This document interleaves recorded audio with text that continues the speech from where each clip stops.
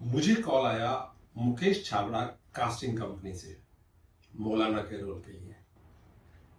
और इंटरेस्टिंग बात ये हुई कि उन्होंने ऑडिशन नहीं मांगा, बोला कि प्रीवियस वर्क देखकर ही सेलेक्ट किया है।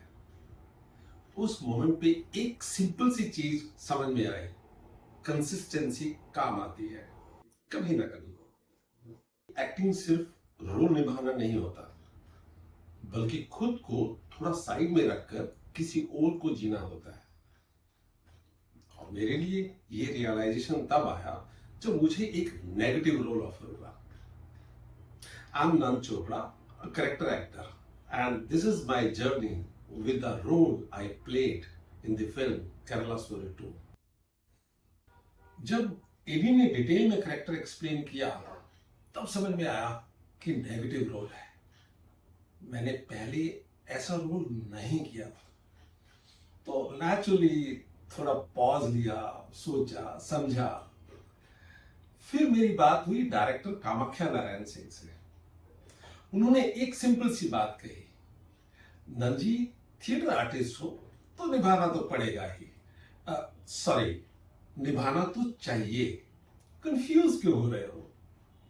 उस लाइन ने मुझे एक अलग पर्सपेक्टिव दिया। फिर मैंने अपनी बाउंड्रीज क्लियर की और मेरे लिए ये इंपॉर्टेंट था कि मैं क्या पोर्ट्रे कर रहा हूं और कैसे कर रहा हूं। जब क्लैरिटी आ गई, डिसीजन इजी हो गया और वहां कन्वर्सेशन शिफ्ट हो गई कि रोल नेगेटिव है या पॉजिटिव, उससे ज्यादा फोकस रखना है परफॉर्मेंस पर। यही तो थिएटर वर्ल्ड की इंपॉर्टेंट लाइन है। और चैलेंज ये भी था कि फिल्म के इस नेगेटिव कैरेक्टर को लाउड नहीं, कंट्रोल रखना है। और मैंने कोशिश की। फर्स्ट डे वैनिटी वैन में लुक फाइनल हो रहा था, मुस्टैश ट्रिम करनी थी। इनिशियली थोड़ा हेजिटेशन था, क्योंकि हम एक्टर्स के लिए लुक भी एक इंपॉर्टेंट आइडेंटिटी होती है। बट जैसे जैसे कैरेक्टर शेप लेने लगा, मुझे समझ में आया अगर करना है तो पूरा करना है। मैंने खुद बोला थोड़ा और ट्रिम करो। उस मोमेंट पे कैरेक्टर पर्सनल कंफर्ट से ऊपर चला गया। जब मैं फुल लुक में वैनिटी से बाहर निकला सेट पर जाने के लिए, वो एक इंटरेस्टिंग मोमेंट होता है हर एक्टर के लिए। सीन की डिमांड के हिसाब से मेरे साथ मेरे लोगों का हुजूम भी था।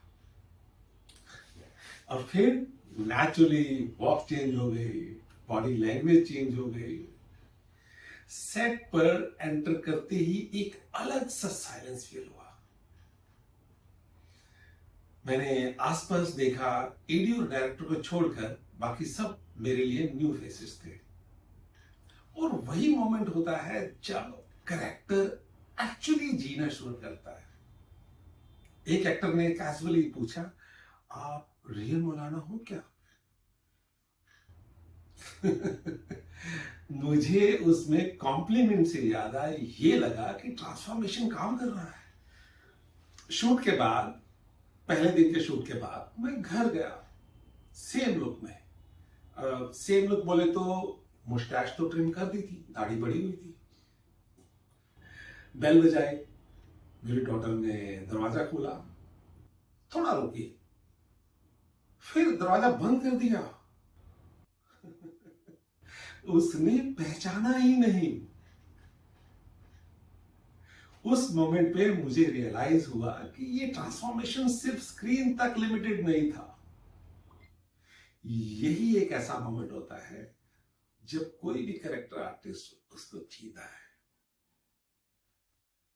मुंबई में 15 दिन तक मैं इसी लुक में रहा, सेट के बाहर भी, क्योंकि शूट कुछ 4 दिन का था, अलग अलग डेट्स पर। अपने हेड ऑफिस गया, कलीग्स से मिला, मुंबई में अपने पुराने दोस्तों से मिला, और हर जगह लोगों का रिएक्शन अलग था।